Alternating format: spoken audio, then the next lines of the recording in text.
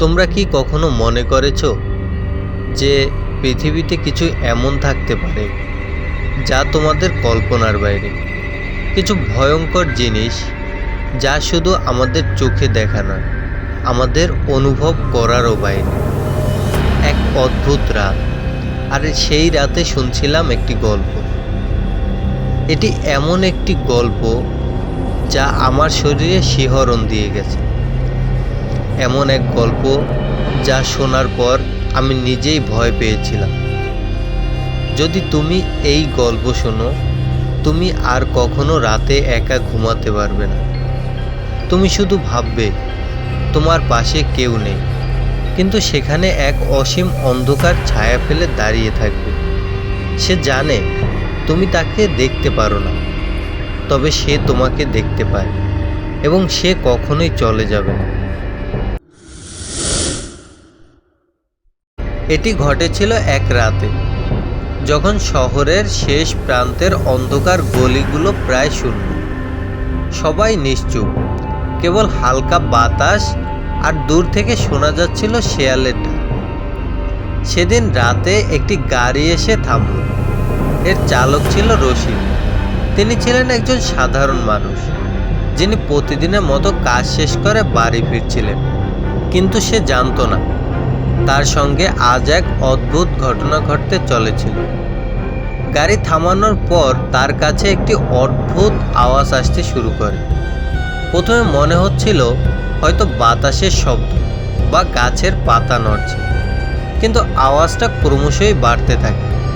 এক ধরনের হাঁপানোর শব্দ, যেন কেউ একের পর এক নিঃশ্বাস ফেলছে, এবং সেই শ্বাসের মধ্যে কিছু ভয়ঙ্কর সুর খুঁজে পাচ্ছিল রশিদ। সে ঝাঁকি দিয়ে গাড়ির জানালা খুলে বাইরে তাকিয়ে দেখে নিস্তব্ধ রাস্তার মাঝে এক অন্ধকার ছায়া সরু রাস্তা ধরে এগিয়ে আসছে। প্রথমে সে বুঝতে পারেনি এই ছায়ার মধ্য থেকে একটা প্রাচীন পচা গন্ধ আসছে, যেন সেই ছায়াটি জীবন্ত না, বরং কিছু মৃত মানুষের মতো গন্ধ। ঠিক তখনই রশিদের চোখে পড়ল। সে বুঝতে পারল যা সে দেখেছে তা কোনো সাধারণ মানুষ নয়। সেই চেহারা ছিল ভয়ঙ্কর। তার চোখগুলো ছিল তলিয়ে যাওয়া, মুখে ছিল এক ভয়ঙ্কর কালো হাসি, যা কখনোই সে ভুলতে পারবে না। ছায়াটি ধীরে ধীরে গাড়ির কাছে আসতে থাকলো। রশিদের বুকের পাটা শীতল হয়ে গেল। এক মুহূর্তে সে কাঁপতে শুরু করলো। তার শরীরে এক ধরনের ঠান্ডা ঝাঁকি দিয়ে গেল। তুমি কি আমাকে পালাতে দেবে? সেই ভয়ঙ্কর ছায়াটি বলল, কিন্তু তার কণ্ঠে যা ছিল তা স্বাভাবিক নয়, যেন কোনো মৃত ব্যক্তি কথা বলছে, অথবা কোনো জিন। রশিদের গা শিউরে উঠল। সে একটিও শব্দ করতে পারছিল না। তবে সেই ছায়াটার হাঁটার আওয়াজ থেমে গেল। কিছু মুহূর্ত শান্ত, কিন্তু তাতেই আরও ভয় বেড়ে গেল। সে ভাবছিল, কোথায় গেল সেই ছায়া?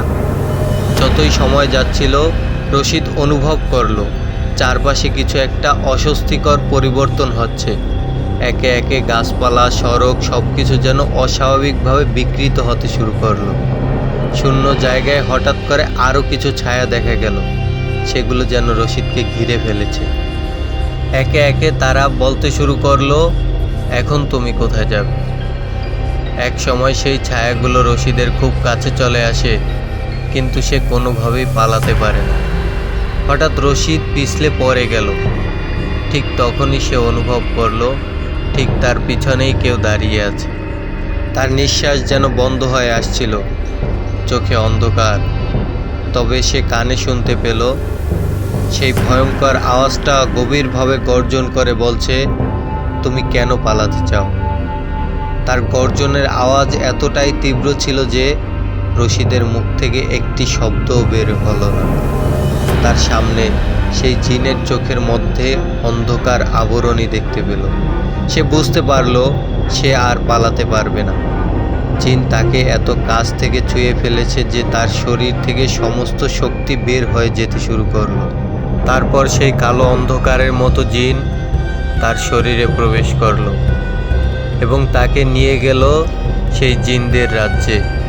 এটাই সেই গল্প যে গল্পটি আপনাকে রাতে একা বের হতে দেবে না। মনে রাখবেন, জিন কখনোই আপনাকে ছেড়ে যাবে না। সে সবসময় আপনাকে অনুসরণ করবে। শুধু মনে রাখবেন, সে কখনোই দৃষ্টির বাইরে চলে যায় না। পরিশেষে একটা কথাই বলবো, এটি গল্প হলেও সত্য।